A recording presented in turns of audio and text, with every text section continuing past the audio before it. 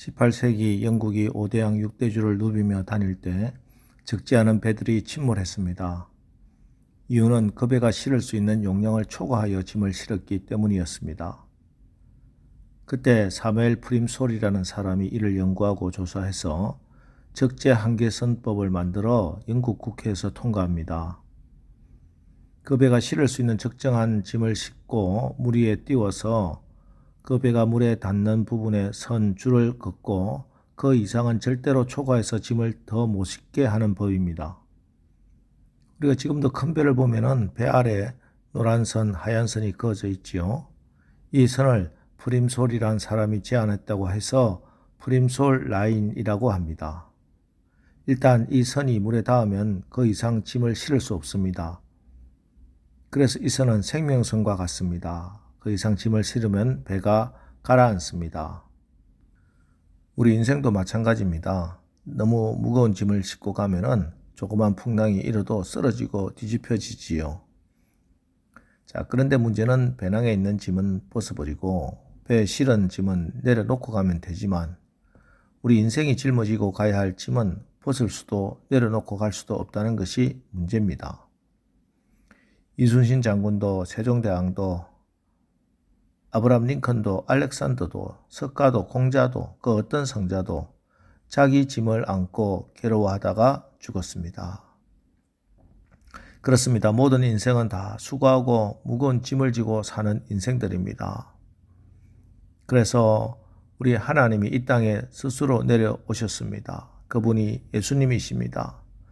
그리고 그 예수님이 오늘 이 수고하고 무거운 인생들, 모든 인생들에게 이렇게 초청하십니다.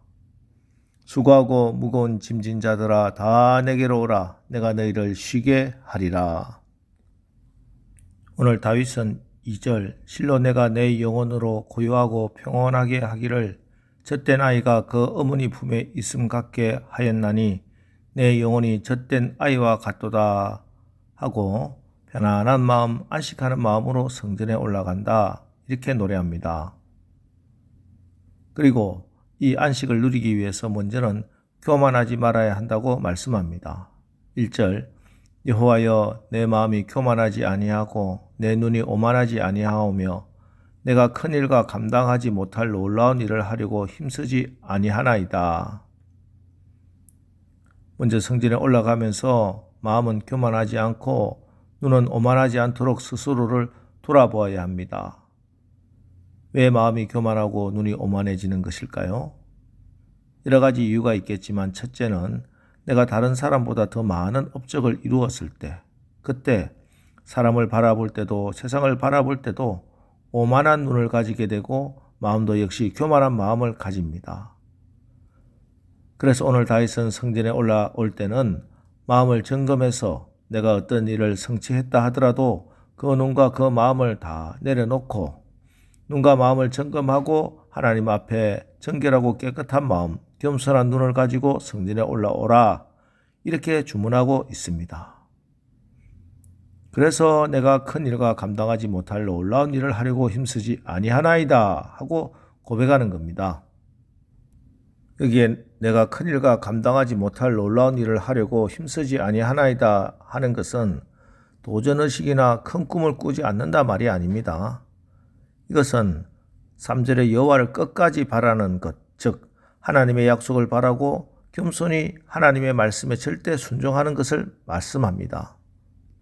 그렇습니다. 겸손한 자는 순종하고 교만한 사람은 불순종합니다.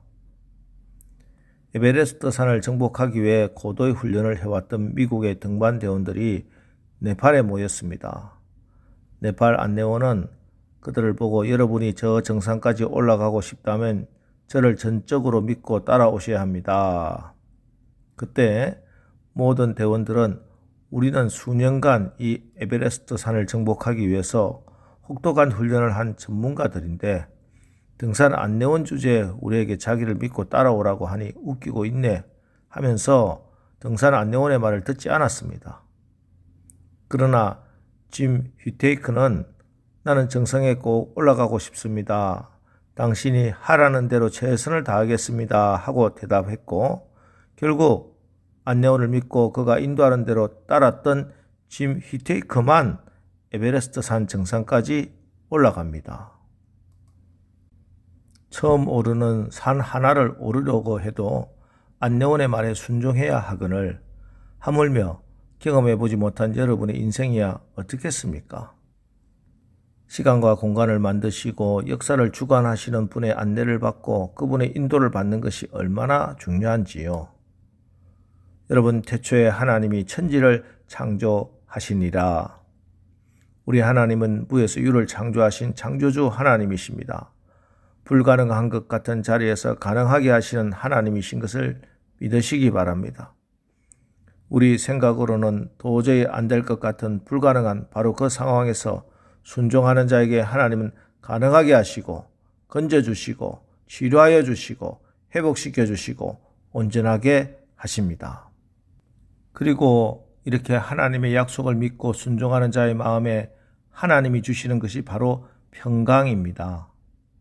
그래서 2절에 실로 내가 내 영혼으로 고요하고 평온하게 하기를 젖된 아이가 그 어머니 품에 있음 같게 하였나니 내 영혼이 젖된 아이와 같도다 하고 말하는 것입니다.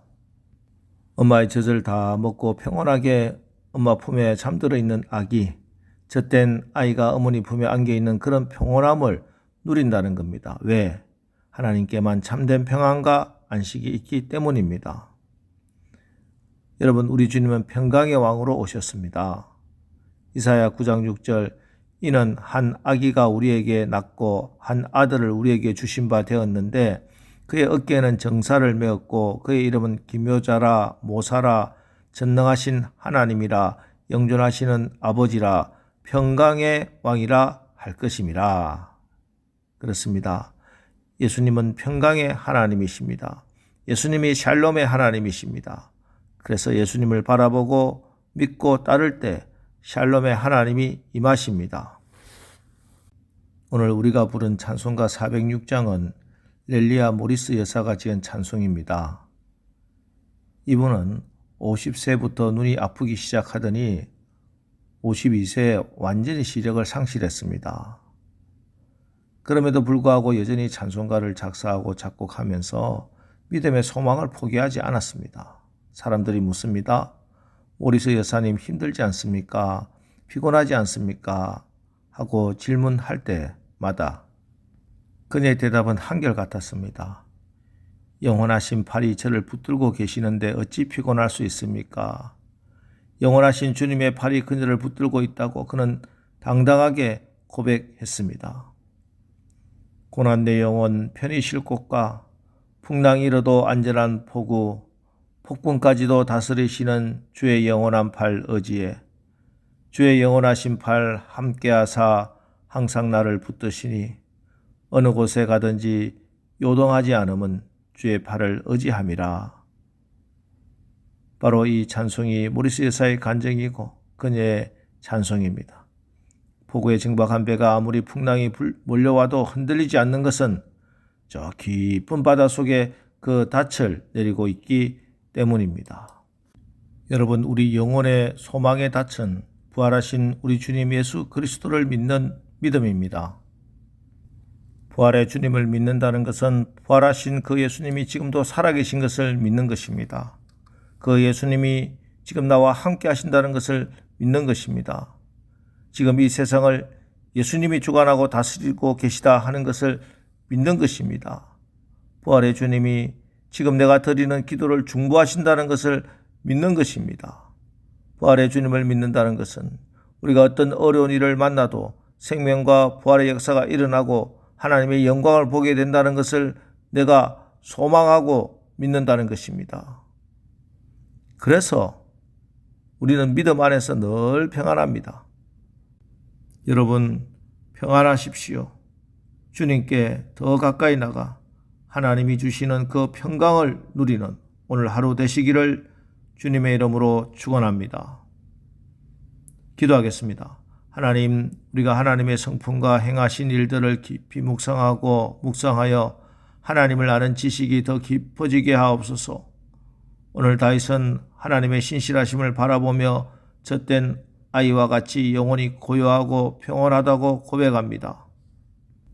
우리는 평화의 왕이신 예수님의 부활 생명과 평강을 유업으로 받았습니다. 그러니 이제 우리가 우리 주변에 일어나는 작은 일로 낙심하거나 그런 것들에 대해 두려워하지 않는 담대함과 평강을 누리게 하옵소서. 하나님, 오늘 우리의 삶이 이 평강의 하나님을 체험하고 간증하고 증명하는 하루 되게 인도하여 주시옵소서. 예수님의 이름으로 기도합니다. 아멘. 이제 오늘 말씀을 붙들고 주여, 우리가 주님의 성전에 나올 때마다 주님이 주시는 참된 안식과 평강을 받아 주님이 주시는 이 평강으로 우리의 환경과 가정과 교회와 사회를 화평하게 하는 복된 자들 되게 하옵소서.